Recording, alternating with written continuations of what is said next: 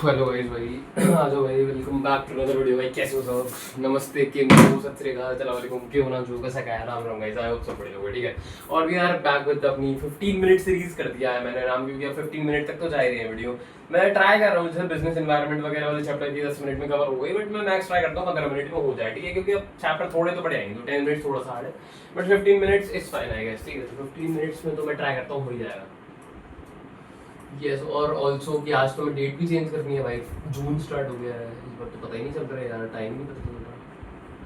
मतलब ऑल तो जून नहीं स्टार्ट हुआ है, मैं वीडियो 30th मई को रिकॉर्ड कर रहा हूँ, बट ये मैं मंडे के लिए रिकॉर्ड कर रहा हूँ, तो जून हो चुका होगा तब। ठीक है, तो फिलहाल हम लोग को ना स्टाफिंग पढ़ना है। हम लोग ने लास्ट अभी अपना ऑर्गेनाइजिंग पढ़ा था। ठीक है, और ना समझ आया तो बता देना, कोई भी दिक्कत हो उसमें, बट अभी स्टाफिंग करना है हम लोग को। ठीक है, तो भाई अगर डेडिकेटेड वीडियो नहीं देखी तो देख लो, वरना इसमें भी अच्छा खासा समझ आ जाएगा।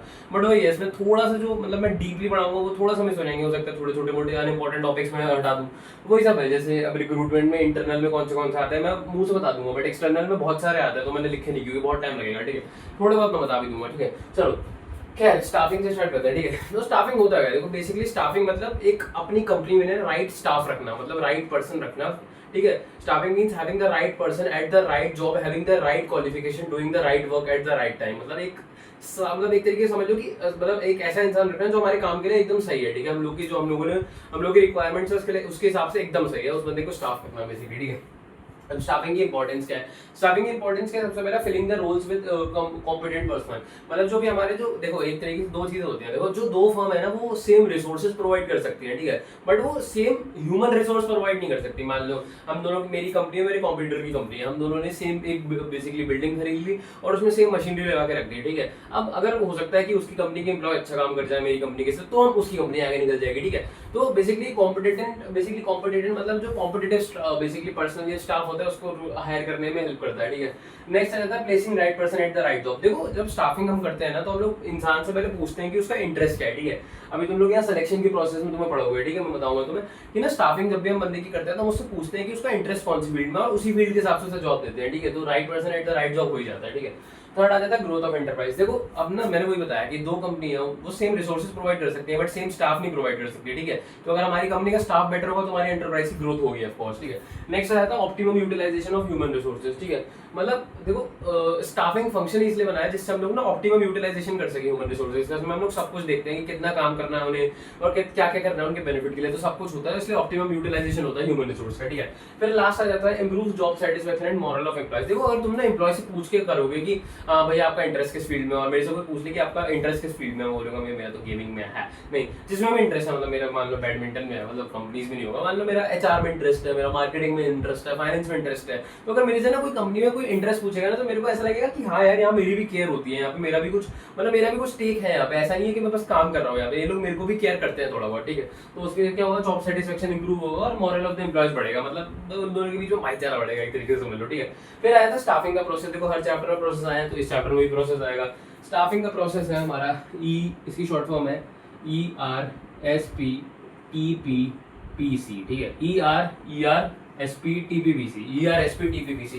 मैं चेक कर रहा हूँ तुम लोग को पूरा दिख भी रहा है, अगर नहीं दिख रहा तो कोई फ़ायदा नहीं है इसका। रुक जाओ, मैं थोड़ा सा कैमरा सेट ही कर ले रहा हूँ, और दिख ही रहा होगा तुम लोगों को। यस, आ जाओ। हाँ, तो ERSPDPPG सबसे पहले ना हम लोग स्टाफिंग का प्रोसेस करना है ना, सबसे पहली चीज हम करते हैं estimating work man power requirement. मतलब हम लोग पहले कैलकुलेट करते हैं कि कितने लोग की हमें जरूरत है। ठीक है, उसके लिए हम क्या करते हैं, उसके लिए हम लोग पहले तो दो चीजें करते हैं, एक वर्क फोर्स एनालिसिस, एक वर्क लोड एनालिसिस। ठीक है, वर्क फोर्स एनालिसिस क्या होता है कि हमारे पास अभी इंप्लॉयज कितने हैं, और वर्क लोड मतलब हमें कितने की जरूरत है। ठीक है, अगर मान लो कि हमारे पास अभी 50 है और हमें जरूरत 100 की है, तो हम 50 को बेसिकली स्टाफ करेंगे। अगर हमारे पास 100 है और जरूरत में 50 की है, तो बाकी 50 का तो हम ट्रांसफर कर देंगे या फिर उनको हटा देंगे जॉब से बेसिकली। ठीक है, तो हम लोग एस्टिमेट करते हैं मैन पावर रिक्वायरमेंट। उसके बाद जब एस्टिमेशन होती है, हमें लगता है कि हमें नीड है रिक्रूटमेंट, मतलब स्टाफ की, तो हम रिक्रूटमेंट करते हैं। रिक्रूटमेंट मतलब क्या होता है, basically recruitment means inducing the people to apply for the job. मतलब हमारी जॉब, देखो अगर ना तुम समझो कि मैंने ना जॉब रखी है, मेरे को ना सिर्फ 5 एम्प्लॉय चाहिए, बट मेरे पास जितनी, मतलब मान लो कि मेरे पे 50 लोगों ने अपना इंटरव्यू देने आए, तो मेरे को उन 50 में से मेरे को 5 को चुनना है, तो मेरे पे कितना बड़ा मतलब एक तरीके से वाइड रेंज आ गई। अब मान लो 500 लोगों ने इंटरव्यू दिया और मेरे को उसमें से 5 चुनने हैं, तो मैं अब मेरे को और तरीका है कि मैं सबसे सबसे बेस्ट चुन पाऊंगा, मतलब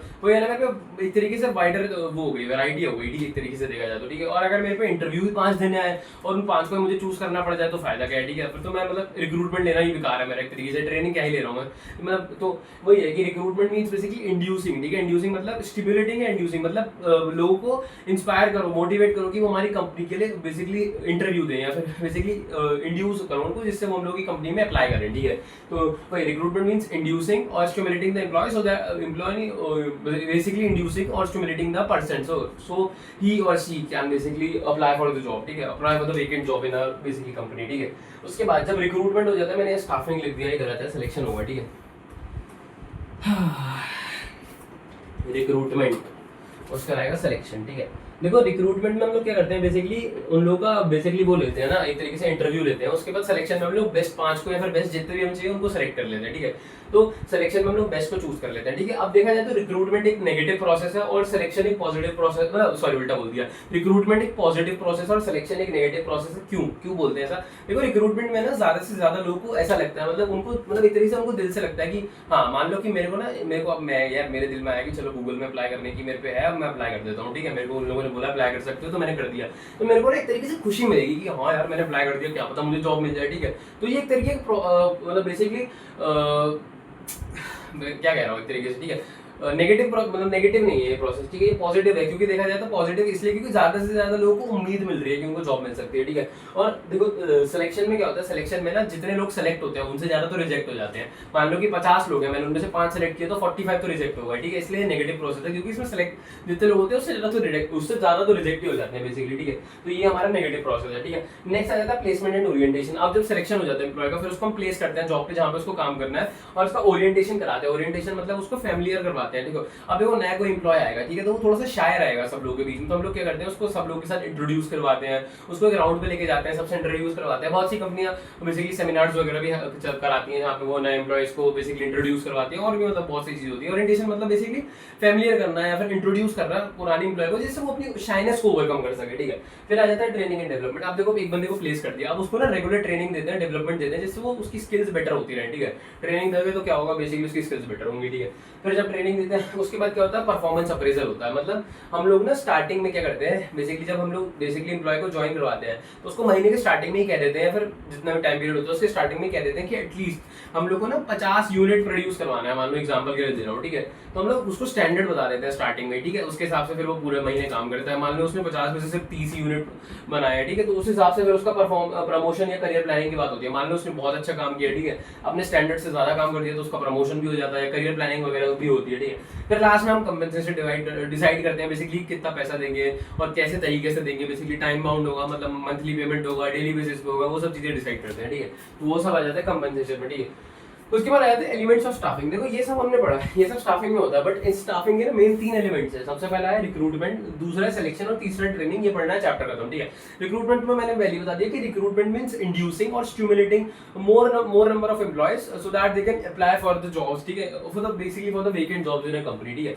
मतलब अगर सुनो वही बात है कि अगर ज्यादा से ज्यादा लोग हम लोग के ना अप्लाई करेंगे तो हमारे पास वाइडर चॉइस होगी, हम वाइडर चॉइस है हमारे पे। अब उसमें से हम लोग बेस्ट को चूज कर सकते हैं, ठीक है। अगर 5 ही कर रहे हैं और हमें 5 ही चाहिए तो उन सबको ही रखना पड़ेगा ना, ठीक है। वही बात आती है। अब रिक्रूटमेंट तो तुम कर रहे हो, बट रिक्रूटमेंट देखो कैसे करोगे, 2 तरीके से कर सकते हैं, ठीक है। एक आ जाता है इंटरनल, एक आ जाता है एक्सटर्नल। इंटरनल तरीका कैसा है कि हम लोगों ने ना अपनी जो कंपनी में पहले से एम्प्लॉइज वर्क कर रहे हैं उनसे बेसिकली उन्हीं को बेसिकली रख लिया काम पे, ठीक है। मतलब उन्हीं को जहाँ पे जरूरत थी उनको वहाँ पे ट्रांसफर कर दिया, या फिर ठीक है मैं बताता हूँ कैसे, ठीक है। इंटरनल मतलब बेसिकली कंपनी के अंदर से, और एक्सटर्नल मतलब कंपनी के बाहर से, ठीक है। अब इंटरनल में 2 प्रोसेस आ जाते हैं, 2 तरीके आ जाते हैं, या तो ट्रांसफर कर सकते हैं, ठीक है, या प्रमोशन कर सकते हैं, ठीक है। देखो अब मान लो कि हमारे ना कि हमारा एक बैंक, हमारी मान लो कि मेरी मेरी 2 ब्रांचेस है मेरे बैंक की, ठीक है। तो एक ब्रांच में मैनेजर ना छुट्टी पे है, तो मैंने दूसरे ब्रांच से कहा कि अभी आपकी ब्रांच में तो काम हो नहीं रहा होता, तो आप हमारी ब्रांच में आ जाओ, उधर के मैनेजर भी छुट्टी पे, ठीक है। तो हमने क्या किया बेसिकली जहां पे जरूरत थी वहां पे उसका ट्रांसफर कर दिया दूसरे वाले मैनेजर का, ठीक है। तो एक तरीका इंटरनल रिक्रूटमेंट का है कि हम लोग ट्रांसफर कर दें। दूसरा क्या, प्रमोशन कर दें। मान लो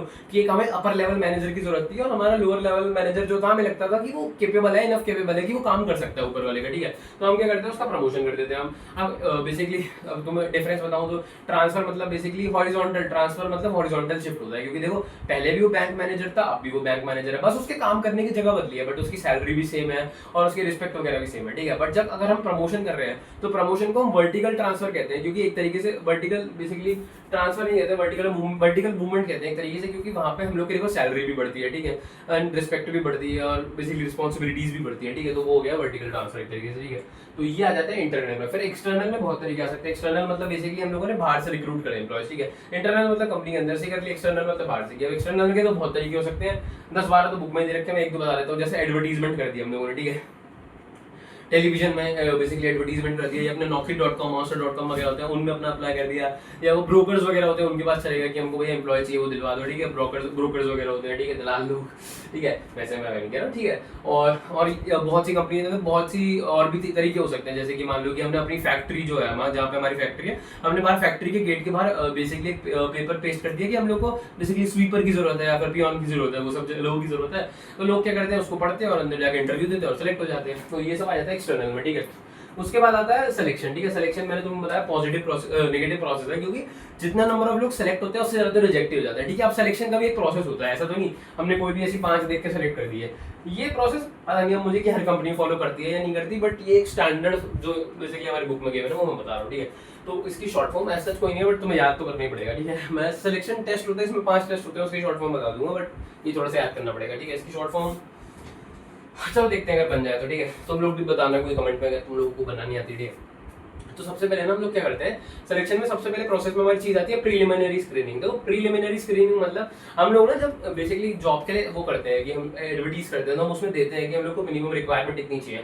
मान लो कि हमें मैनेजर चाहिए और हमने मिनिमम रिक्वायरमेंट लिख दी कि एमबीए करा हुआ होना चाहिए एटलीस्ट जो बंदा है, ठीक है। और जब हम प्रीलिमिनरी स्क्रीनिंग में बेसिकली हम लोग चेक करते हैं कि वो हमारी जो बेसिकली गिवन कंडीशंस है एटलीस्ट वो उनको सेटिस्फाई कर रहा है या नहीं कर रहा है, ठीक है। अब मान लो कोई एम्प्लॉय ने हम लोगों को बेसिकली अप्लाई किया बट उसने एमबीए नहीं कर रखा, तो उसको हम सीधा हटा देते हैं लिस्ट में से, ठीक है। तो प्रीलिमिनरी स्क्रीनिंग में हम मिसफिट बेसिकली जो फिट नहीं हो रहे हैं या फिर जो हमारे काम के बेसिकली हमारे रिक्वायरमेंट्स को मैच नहीं कर रहे हैं, उन लोग को हम लोग सीधा हटा देते हैं, ठीक है। जब एक बार प्रीलिमिनरी स्क्रीनिंग हो जाती है उसके बाद हम सिलेक्शन टेस्ट लेते हैं, मतलब एक तरीके का रिटन टेस्ट होता है, उसमें 5 टेस्ट होते हैं, ठीक है। मैं बताऊँ 5 टेस्ट होते हैं जिनकी शॉर्ट फॉर्म है पति टेस्ट, ठीक है। पति टेस्ट मान लो। पी से होता है हमारा पर्सनैलिटी टेस्ट, ठीक है। पी से होता है पर्सनैलिटी टेस्ट, सारे बता रहा हूँ अभी एक एक करके, ठीक है। पर्सनैलिटी टेस्ट हो जाता है। ए से हो जाता है एप्टीट्यूड टेस्ट, ठीक है। टी से हो जाता है ट्रेड टेस्ट, ठीक है। आई से हो जाता है इंटेलिजेंस टेस्ट या आईक्यू बोल दूं मैं, ठीक है उसको। फिर दूसरे आई से हो जाता है हमारा इंटरेस्ट टेस्ट, ठीक है। हाँ, इंटेलिजेंट क्वेश्चन टेस्ट, ठीक है। आईक्यू को इंटेलिजेंट क्वेश्चन बोलते हैं हम लोग, ठीक है। तो अब जब प्रीलिमिनरी स्क्रीनिंग होगी इसके हम लोग का एक रिटन टेस्ट होता है जिसमें 5 टेस्ट होते हैं बेसिकली, पति बोलते हैं शॉर्ट फॉर्म में। पी से होता है पर्सनैलिटी टेस्ट, मतलब उसमें बेसिकली एम्प्लॉय की पर्सनैलिटी देखते हैं कि वो डिफरेंट सिचुएशंस में कैसा रिएक्ट करेगा, उसके इमोशंस वगैरह कैसे हैं, ठीक है। फिर ए से आ जाता है एप्टीट्यूड, लिख दिया मैंने, एप्टीट्यूड हो गया, ठीक है। पागल हो गया। एप्टीट्यूड टेस्ट पता है क्या बताता है, बेसिकली एप्टीट्यूड टेस्ट बताता है कि एक एम्प्लॉय या फिर एक बंदा नई चीज कितने टाइम में सीख पाता है। मान लो मेरे सामने 5 एम्प्लॉय थे, मैंने कहा कि मेरे को ना अभी चाहिए कि भाई कोई बंदा डीएसए सीख ले जल्दी से जल्दी, कौन जल्दी सीख लेगा, ठीक है। तो ये एप्टीट्यूड टेस्ट बेसिकली बताता है कि कोई मतलब बंदा कितनी जल्दी नई चीजें नई स्किल्स एक्वायर कर सकता है, ठीक है। एप्टीट्यूड टेस्ट वो बताता है। फिर टी से ट्रेड टेस्ट आ जाता है। ट्रेड टेस्ट बताता है कि ट्रेड टेस्ट में हम लोग ये पूछते हैं बेसिकली कि एम्प्लॉय की अभी करंट स्किल्स कितनी है, करंट स्किल्स क्या क्या है, उस पर क्या क्या कर रखा है उसने, ठीक है। मान लो कि मैंने अभी फिर वो बेसिकली प्रोग्रामिंग आती है जावा में, C++ में, डीएस वगैरह कर रखा है मैंने, जो भी है। तो ट्रेड टेस्ट में जो भी मेरी करंट स्किल्स है वो बताता हूँ, ठीक है। फिर आईक्यू टेस्ट होता है, उसमें हम इंटेलिजेंस देखी जाते हैं कि उसकी इंटेलिजेंस कैसी है अलग अलग सिचुएशंस में, ठीक है। फिर आई से आ जाता है इंटरेस्ट टेस्ट। इंटरेस्ट टेस्ट में हम पूछते हैं कि उसका कौन सी फील्ड में इंटरेस्ट ज्यादा है, मतलब कि फाइनेंस में ज्यादा है, परचेज में ज्यादा, मैंने बोला था ना पूछते हैं ये लोग, ठीक है। तो इसकी वजह से हमारा जो basically satisfaction, job satisfaction moral भी पड़ता है एम्प्लॉयज की, इसी वजह से, ठीक है। क्योंकि हम लोग पूछते हैं कि उसका किस फील्ड में इंटरेस्ट है, हम ट्राई करते हैं कि उसी फील्ड में मिले, बट नहीं भी मिले तो ठीक है, उसकी मर्जी है, उसको लेना है तो लाया, फिर ना ले, ठीक है। अब एक तरीके से देखो रिटन टेस्ट हो गया, बट रिटन टेस्ट में हम लोग पूरी तरीके से एक बंदे की पर्सनैलिटी को नहीं देख सकते, पर्सनैलिटी को नहीं देख सकते, ठीक है। पर्सनैलिटी को नहीं देख सकते एक रिटन टेस्ट में पूरा का पूरा, ठीक है। तो हम लोग क्या करते हैं, एम्प्लॉयमेंट का इंटरव्यू लेते हैं, बेसिकली कोई एम्प्लॉय का इंटरव्यू लेते हैं, ठीक है। इंटरव्यू में क्या होता है भाई तुम्हें पता है, रिक्रूटर्स बैठे, रिक्रूटर्स नहीं, ठीक है, जो भी है। तो हम लोग 3 से 4 बेसिकली लोगों को बिठाते हैं जो हम लोगों से क्वेश्चन पूछते हैं, एम्प्लॉय से क्वेश्चन पूछते हैं, और वहाँ पे वो देखते हैं कि बंदे की एक्चुअली में स्किल्स कैसी हैं, कैसा बोल पा रहा है, वो कैसे काम कर पा रहा है, ठीक है, ये सब चीज़ें देखी जाती है, ठीक है। तो उससे वहाँ से पर्सनैलिटी डेवलप होती है। उसके बाद जब इंटरव्यू हो जाता है, उसके बाद जो इंटरव्यूअर होते हैं वो बेसिकली रेफरेंसेस और बैकग्राउंड पूछते हैं, मतलब कि वो कहते हैं कि आपने कहाँ से कॉलेज किया, फिर हम बेसिकली वो ये पूछते हैं कि रेफरेंसेस चेक करते हैं, बैकग्राउंड चेक करते हैं कि आपका कोई ऐसा कोई क्रिमिनल बैकग्राउंड तो नहीं है, आपके कोई केसेस तो नहीं चल रहे हैं। तो बेसिकली नंबर मांगते हैं 2 से 3 लोगों का, और एड्रेस भी मांगते हैं। जैसे मान लो कि मैंने अपने स्कूल के टीचर का दे दिया, तो उनसे पूछते हैं कि ये बच्चा कैसा था, ये सब तो रेफरेंसेस चेक करते हैं कि कैसा है इंसान एक्चुअली में, और बैकग्राउंड देखते हैं कि ऐसा कोई क्रिमिनल बैकग्राउंड तो नहीं है। फिर जब सब कुछ सही होता है उसके बाद वो लोग सिलेक्शन का डिसीजन लेते हैं। सिलेक्शन डिसीजन मतलब एक फाइनल लिस्ट बनती है जिसमें वो लोग बेसिकली उन एम्प्लॉयज को रखते हैं जिनका उनको सिलेक्शन डिसीजन लेना है, ठीक है। मतलब उनमें से मतलब ऐसा समझ लो 50 आए, 50 में से फिर यहाँ पे 10 चलेगा, यहाँ 20 चलेगा, उसके बाद जब बाकी आखिरी के बचे 30, मतलब जो भी 20 बचे वो सिलेक्शन डिसीजन में आ जाते हैं, ठीक है। उसके बाद होता है उनका मेडिकल एग्जामिनेशन। मेडिकल मतलब मेडिकल भी देखते हैं कि भाई फिटनेस कैसी है उसकी। अब ऐसा तो नहीं हर दूसरे दिन बीमार पड़ जाएगा, अगर हर दूसरे दिन बीमार पड़ेगा तो काम कौन करेगा, ठीक है। उसका मेडिकल टेस्ट किया जाता है, ठीक है। एक बार जब वो मेडिकल टेस्ट भी पास कर देता है फिर उसको जॉब ऑफर किया जाता है। जॉब ऑफर में बताया जाता है कि बेसिकली कितना घंटे का काम होगा, क्या क्या चीज़ें होंगी, वो सब दिया जाता है, ठीक है। उसके बाद जब सारे नेगोशिएशन हो जाते हैं, सब कुछ हो जाता है, जब डील क्रैक हो जाती है, तो लास्ट में कॉन्ट्रैक्ट ऑफ एम्प्लॉयमेंट साइन होता है, ठीक है। कॉन्ट्रैक्ट ऑफ एम्प्लॉयमेंट बेसिकली क्या होता है, इसमें साइन करते हैं वो हमारा जो एम्प्लॉयर होता है और बेसिकली एम्प्लॉय होता है, दोनों साइन करते हैं और कुछ बेसिकली इन्फॉर्मेशन वगैरह एक्सचेंज करते हैं, कुछ पेपर वर्क करते हैं, वो सब चीजें करते हैं। उसके बाद फाइनली जॉब पे बंदा प्लेस हो जाता है, ठीक है। उसके लास्ट आ जाता है ट्रेनिंग एंड डेवलपमेंट है, और तो ट्रेनिंग लिख दिया मैंने। देखो ट्रेनिंग और डेवलपमेंट दो चीजें, ट्रेनिंग एंड डेवलपमेंट। यहाँ भी देखो ट्रेनिंग एंड डेवलपमेंट लिखा है, डेवलपमेंट नहीं होता है। देखो अब पहले बात तो हमें ये समझनी है कि ट्रेनिंग और डेवलपमेंट में फर्क क्या है। देखो ट्रेनिंग ना बेसिकली किस वजह से कराई जाती है, ट्रेनिंग इसलिए कराई जाती है क्योंकि बंदा काम कर पाए ढंग से। बट डेवलपमेंट क्या होता है, डेवलपमेंट मतलब ओवरऑल डेवलपमेंट, ना कि सिर्फ फिजिकल डेवलपमेंट। मतलब उसका मेंटल होराइजन भी खोलना है, एकदम mental development, physical development, basically development में हर चीज आ जाती है, ठीक है। ट्रेनिंग डेवलपमेंट का ही पार्ट है, क्योंकि डेवलपमेंट में हर चीज आ जाती है, इंसान का ओवरऑल डेवलपमेंट आ जाता है, कैसे बोलता है, कैसा उसकी पर्सनैलिटी है, फिजिकली कैसा काम करता है, मेंटली कैसा सोचता है, हर चीज आ जाती है डेवलपमेंट में बस। बट ट्रेनिंग मतलब होता है कि equipping the employ with the required skills, मतलब जिन स्किल्स की हमें जरूरत है वो उसको सिखाना है। तो training means equipping the employ basically with the required skills, ठीक है। तो ये सब आ जाता है ट्रेनिंग में। और डेवलपमेंट बहुत वास्ट टर्म है और ट्रेनिंग उसका ही एक पार्ट है, ठीक है। अब ट्रेनिंग में दो तरीके से करा सकते हैं हम लोग एम्प्लॉयज की, एक ऑन द जॉब, एक of the job. On the job होता है कि करते करते सीखना, ऑफ द जॉब मतलब दूर ले जाके सीखना, ठीक है। मतलब मैं बता दूं, ठीक है। देखो ऑन द जॉब ट्रेनिंग में होता है करते करते सीखना, मतलब हम लोग काम कर रहे हैं तभी सीख रहे हैं, ठीक है। इसमें पहला आ जाता है अप्रेंटिसशिप, ठीक है। अप्रेंटिसशिप में क्या होता है, बेसिकली कंपनी ने एक मास्टर वर्कर को हायर करती है, ठीक है।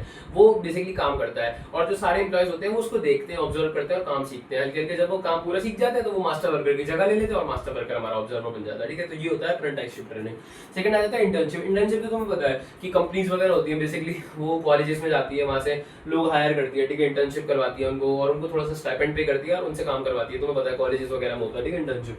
फिर आ जाता है ओरिएंटेशन या इंडक्शन। ओरिएंटेशन जो हमने पढ़ा कि बेसिकली एम्प्लॉय को वेलकम करना, ठीक है, वो सब एक तरीके का ट्रेनिंग में आ जाता है, क्योंकि वो जरूरी है। एक बंदे को अगर फैमिलियर नहीं कराएंगे, उसको रूल्स एंड रेगुलेशंस नहीं समझाएंगे और जरूरी चीजें नहीं बताएंगे, हिस्ट्री वगैरह नहीं बताएंगे कंपनी की, तो कैसे काम करेगा, ठीक है। हो सकता है वो कोई नेगेटिव फीलिंग अपने लिए फॉर्म कर ले, कंपनी के लिए फॉर्म कर ले बेसिकली, ठीक है। तो उसको ओरिएंटेशन कराते हैं, उसका अच्छे से वेलकम कराते हैं।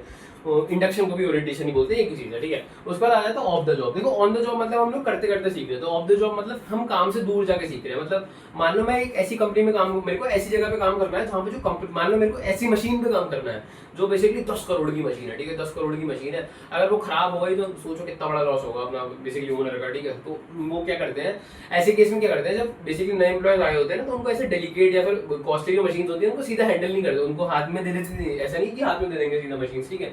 तो वो क्या करते हैं पहले ना उन लोगों को उस जगह से दूर लेके जाते हैं और कहीं और पे एक same basically similar work place या फिर वर्क एनवायरनमेंट डेवलप करते हैं, ठीक है। और वहाँ पे क्या होता है, और बेसिकली एक सिमिलर मशीन जो वहाँ पे वो ओरिजिनल यूज कर रहे थे, एक सिमिलर मॉडल डेवलप करते हैं और वहाँ पे लगाते हैं। फिर ये जो एक बंदा होता है, एम्प्लॉय होता है, वो बेसिकली वो जो मॉडल मशीन है उस पर काम करता है और हल्के हल्के जब वो सीख जाता है तो उसको ओरिजिनल मशीन पे लगा देते हैं, ऐसे वो काम सीख जाता है, ठीक है। तो इतना ही इस चैप्टर में, ज्यादा कुछ भी नहीं रखेंगे। इसकी डेडिकेटेड वीडियो का लिंक, ठीक है, और बेसिकली इसके हैंड रिटन नोट्स का लिंक, ठीक है, बेसिकली वो मैं टेलीग्राम में डालता हूँ हैंड रिटन नोट्स, तो उस टेलीग्राम का लिंक भी सब कुछ डिस्क्रिप्शन में मिल जाएगा।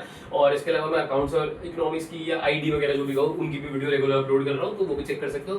बाकी मिलेंगे अगली वीडियो में, अगर अच्छा लगे तो अच्छा लगा तो you know the drill, like करना, कमेंट करना, सब्सक्राइब करना, शेयर करना। मिलेंगे अगली वीडियो में, तब तक के लिए प्लीज।